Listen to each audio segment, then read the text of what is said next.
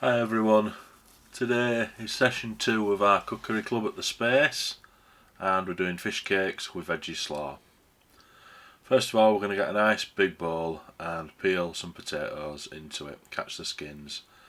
We're going to send them off for composting afterwards. I've sped the video up quite a lot here because peeling potatoes isn't that interesting. The only thing to really mention is make sure you get the eyes out and get them nice and clean, and then once they're done, give them a wash. And then we're going to peel a carrot, and remember before, damp cloth, then a chopping board. We're going to chop the potatoes up this time into a small sort of dice, all nice and evenly sized because we want them to cook at around the same time. These are going to end up being mashed potato in the end, so they don't have to be sort of perfect, nobody's going to see them, but we just want them a similar size for even cooking.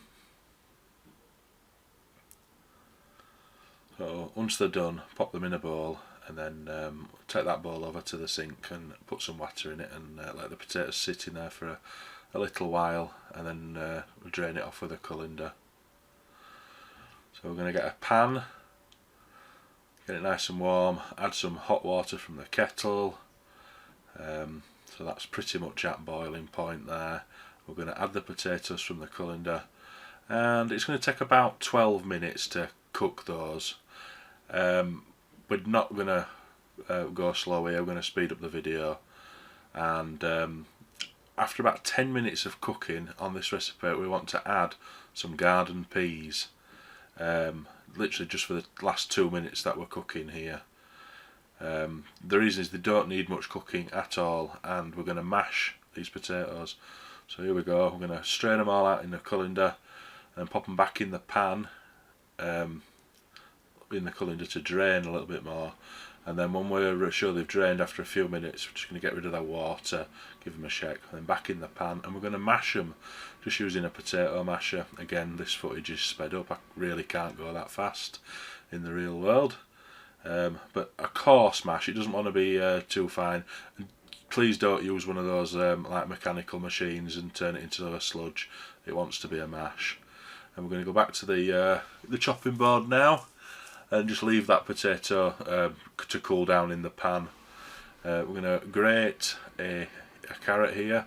What we're doing is we're making a slaw, and this is an apple, so we're going to core it out, get rid of any seeds or pips that are inside, and again we're going to grate this. If you don't like carrots or you don't like apple, just put some other sort of vegetables and fruits in there. It's a slaw. It's just going to go alongside. If you don't like slaw, it doesn't really matter. Don't use it.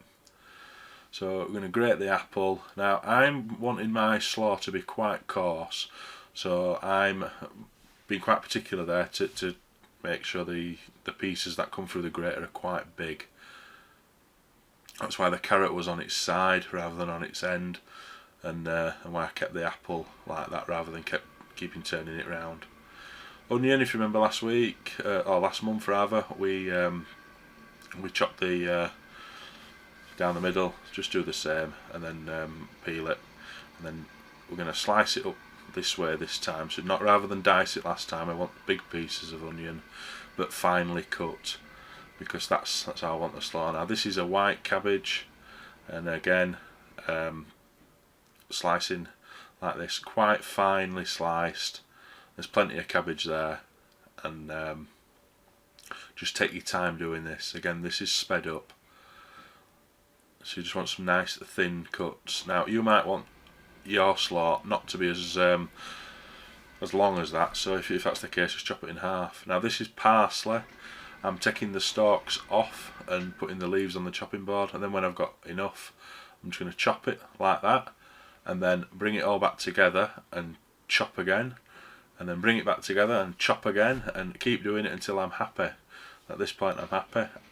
The recipe on our sheets says perhaps use tinned salmon. I don't like tinned salmon, but I don't mind tinned tuna, so I'm going to use tinned tuna. Here I'm draining it over a colander over a bowl, and then here you can see I've put some flour inside a bigger bowl And now I'm using the mashed potato and garden peas mix and putting that in the bigger bowl, and now the tuna. And soon it's going to be an egg, which I'm about to beat. And I'm going to mix all this lot together really well in that larger bowl.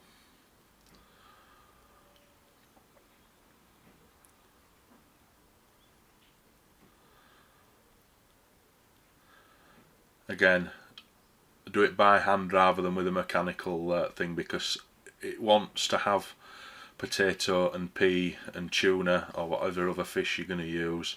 It wants to have, you know, lumps of that, and then at the end add some of that chopped parsley and mix it together again. And then I'm going to get a plate, put some flour over it, and then I'm going to make sort of burger shaped things, just forming them in my hands, and put them on the plate.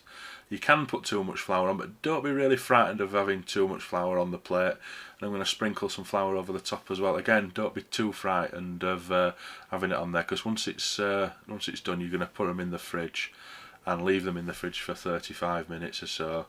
And then when you get them out, you're going to pat them down with your hands, move them side to side, and that'll get rid of all the excess flour. Now here we're making the like a mayonnaise type stuff. It's yogurt, olive oil, lemon juice. So it's fat-free yogurt. There is fat in the oil. You could leave that out, I suppose. And you sort of whisk it until it becomes like a mayonnaise type texture. Salt and some pepper, and then add it to the slaw. Pour that over the vegetables and give it a good mix. And then once you've mixed it all up nicely, pop it in the fridge until you're ready to use it. Put some cling film over it though. Next we're going to get a frying pan, put some olive oil in it and get it nice and hot. And once the fish cakes have been in the fridge for sort of 35 minutes, they will have gone firmer. But when you get them out, just give them a sort of squeeze back together again. Let's say, get rid of any of that excess flour. You don't want no big clumps. It doesn't matter if they're white. And then cook. These are going to take about 12 minutes to cook, so 6 minutes each side roughly. Don't be frightened of giving them a little bit more if you have to.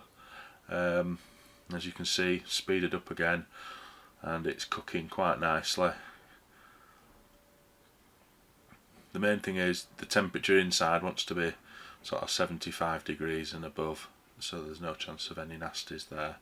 And then once you're done, pop it on a plate with the slaw, and nice bit of parsley on that one there.